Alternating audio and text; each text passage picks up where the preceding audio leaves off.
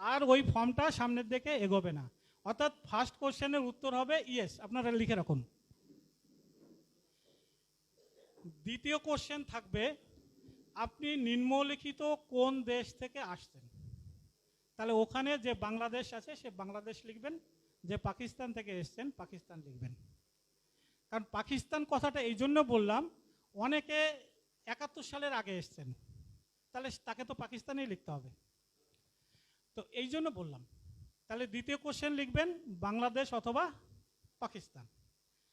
Third question যেটা থাকে সেটা লেখা থাকে নিম্নলিখিত কমিউনিটির মধ্যে আপনি কোনটা বিলংস করেন। তাহলে অবশ্যই হিন্দু। যেই আপনি আদার্স মারবেন আর আপনার ফর্ম সামনের দিকে এগোবে না। বোঝা গেছে? এরপরে 4 থেকে 10 অবধি যে কটা কোশ্চেন আছে শুধু নো করে যাবেন।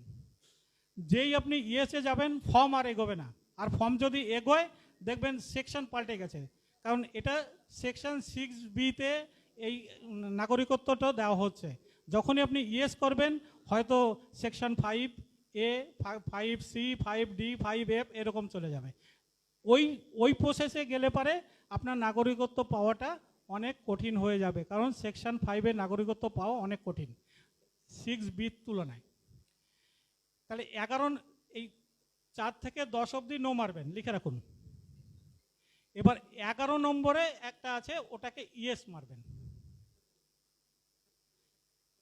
ঠিক আছে? এবার ইয়েস মারার পরে একটা ফর্ম এসে যাবে। সেই ফর্মটায় প্রথমে অ্যাপ্লিক্যান্ট মানে আমি যে আবেদন করছি তার নাম আসে, তার যদি ডাকনাম থাকে তা আসে, সে মেল কি ফিমেল তা আসে, ডেট অফ বার্থ আসে। ঠিক আছে? তারপরে আসে বাবার, আমি ডিটেলসে বলে দিচ্ছি। তারপরে বাবার আসে, যদি বাবার জন্ম দেখা যায় যে 71-এর আগে, অবশ্যই বাবার জন্ম পাকিস্তান লিখবেন। ঠিক আছে? যেই আপনি পাকিস্তান দিলেন আর আপনার ঠিকানার দরকার হয় না। যখনই আপনি ইন্ডিয়ান দিবেন তখন কিন্তু ইন্ডিয়ান দিলেই এখানের ঠিকানা আপনাকে দিতে হবে। আর ইন্ডিয়ান দিলে পরে তাহলে ওই যে আপনি যে নো করে গেলেছেন ওখানেও আবার ভুল হয়ে যাবে। ঠিক আছে? সেই জন্য বাবার ঠিকানা, বাবার যখন লিখবেন তার ডেট অফ বার্থ লাগবে, কারণ বাবার ডেট অফ বার্থ অনেকে জানে না। আপনারা একটা ডেট অফ বার্থ নিজের মনে করে বয়স হিসেব করে, নিজের বয়স, দাদার বয়স, মার বয়স, যার কাছে একটা বয়স ঠিক করে আপনার বয়সটা লিখবেন। এরপরে মার ক্ষেত্রেও তাই, মায়ের ক্ষেত্রেও ওইরকম ডেট অফ বার্থ থাকবে, আপনারা বাবার বয়সের সঙ্গে হিসেব করে একটু ফারাক করে দেবেন। এরপরে ডেট অফ ম্যারেজ, এই ডেটটা খুব ইম্পর্টেন্ট, এবং ডেট অফ ম্যারেজের প্লেসটা কোথায়, এই প্লেসটা একটু ঠিক করবেন। এই কারণেই আপনি ছেলের জন্ম এখানে দেখাচ্ছেন, ঠিক আছে, দেখা হলো ডেট অফ ম্যারেজ যেটা দিয়েছেন ছেলের জন্ম বাংলাদেশে হয়ে যাচ্ছে, তখন কিন্তু ছেলের পক্ষে দেশে নাগরিকত্ব পাওয়াটা কঠিন হয়ে যাবে, কারণ তার নিজেকে অ্যাপ্লাই করতে হবে। মানে এই জন্য ডেট অফ ম্যারেজটা একটু চিন্তা ভাবনা করে দেবেন, এবং কোথায় হয়েছে সেটাও একটু চিন্তা ভাবনা করে দেবেন। বাংলাদেশ দেবেন না ইন্ডিয়া দেবেন, এটা একটু ঠিক করে দেবেন তাদের ছেলে মেয়েদের বয়সটা ভেবে। কারণ এই ছোট ছোট জিনিসগুলো কিন্তু ওরা ধরে, আমরা তো আমাদের মতন করে লিখে দিই না, কিন্তু ওরা যেখানে বসে আছে যারা ভেরিফাই করে তারা তো বুদ্ধিমান। এই ডেটগুলো এই জন্য বললাম। তারপরে আসবে ডেট অফ এন্ট্রি। আপনি ডেট অফ এন্ট্রি মানে এই দেশে আপনি কবে এসছেন।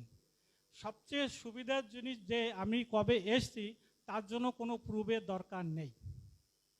আমি কবে এসছি তার জন্য কোনো প্রুফের দরকার নেই, কারণ আমার নিজের দাদা, আমি তার অ্যাপ্লিকেশন করেছি, সে দাদা এসে 85-86 সালে। তা আমি ডেট অফ এন্ট্রি, কারণ আমি নিজে যেহেতু এই কাজটা করি আমি একটু পরীক্ষা করার জন্য ডেট অফ এন্ট্রি মারলাম 70 সালে, মানে পাকিস্তান আমলে, এবং সব জায়গায় আমি তাকে পাকিস্তানি করে দিলাম। সে কিন্তু 70 সালে ডেট অফ এন্ট্রি হিসেবে নাগরিকত্ব পেয়েছেন।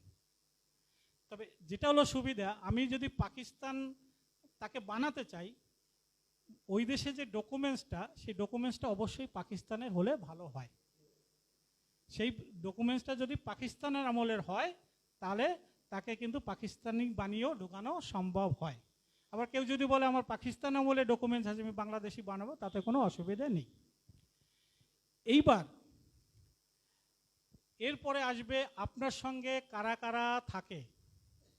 এই কারা কারা থাকে এটা কিন্তু যে যে থাকে সবার নাম দেবেন, কারণ এর সঙ্গে পরবর্তীতে এই লিঙ্কগুলো হবে। কারণ কারুর বাবা অ্যাপ্লিকেশন করলো, তার ছেলের নাম যদি না থাকে তাহলে তার পক্ষে বিপজ্জনক, সেই ছেলের পক্ষে বিপজ্জনক। কারণ পরবর্তীতে সে যখন বাবারটা দিয়ে অ্যাপ্লাই করতে যাবে তখন তো বলবে বাবার ওখানে তো ছেলের নাম ছিল না, মেয়ের নাম ছিল না। এই জন্য যদি মেয়ের বিয়েও হয়ে যায় আমি বলবো তাদের নামগুলো ইনক্লুড করে দিন বাবার সঙ্গে।